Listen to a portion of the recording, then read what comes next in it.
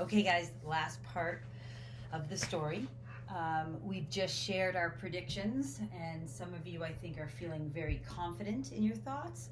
Some of you are feeling a little bit unsure of yourselves, and some of you are still sitting there like, what is going on? What are these people talking about? I'm so confused. And if you're in that last part, don't worry, it happens every year. A good third of the kids are still like, wait a minute.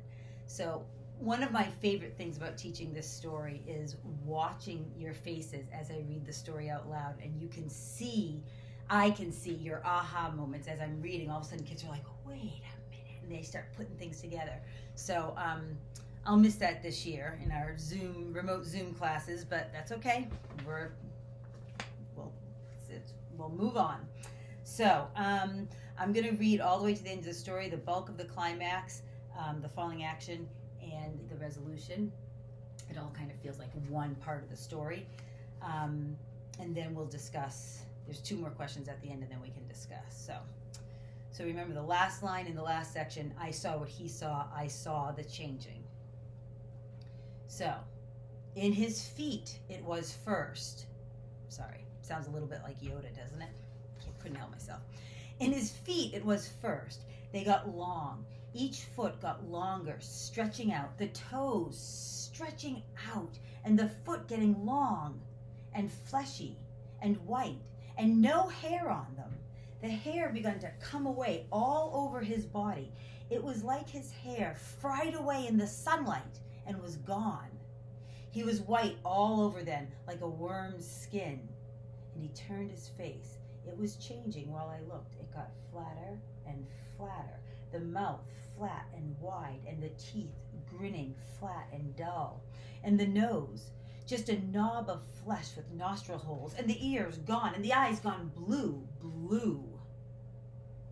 with white rims around the blue, staring at me out of that flat, soft, white face. He stood up on 2 legs. Really think about why the author put that line all by itself. He stood up on 2 legs. I had to see him. I saw him. I had to see him. My own dear love turned into the hateful one. I couldn't move, but as I crouched there in the passage, staring into the day, I was trembling and shaking with a growl that burst out into a crazy, awful howling, a grief howl and a terror howl, and the others heard it, even sleeping, and woke up. It stared and peered that thing my husband had turned into, and shoved its face up into the entrance of our house. I was still bound by mortal fear, but behind me the children had waked up, and the baby was whimpering, and the mother anger came into me then, and I snarled and I crept forward. The man thing looked around. The man thing looked around. It had no gun like the ones from the man places do, but it picked up a heavy fallen tree branch in its long white foot and shoved the end of that down into our house at me. I snapped at the end of it with my teeth and started to force my way out. I'm sorry, but as angry as I've ever been at my children, I've never tried to snap at something with my teeth. That's something to think about.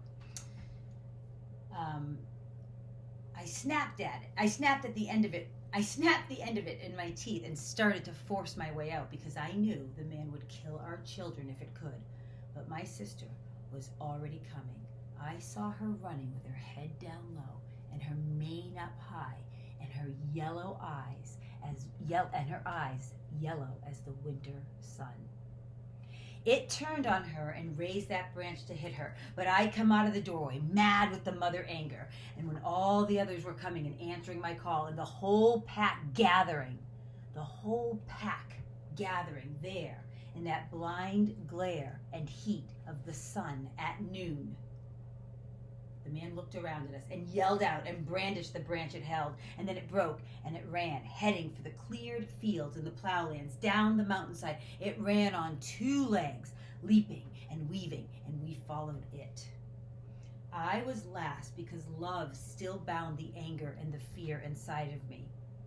I was running when I saw them pull it down. My sister's teeth were in its throat.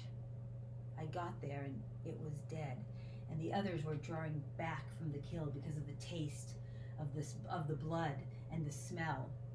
The younger ones were cowering and some crying, and my sister rubbed her mouth against her forelegs over and over to get rid of the taste. I went up close because I thought if the thing was dead, the spell, the curse must be done, and my husband could come back alive or even dead. If only I could see him, my true love in his true form, beautiful. But only the dead man lay there, white and bloody. We drew back and back from it and turned and ran, back up into the hills, back to the woods of the shadows and the twilight and the blessed dark. That's it.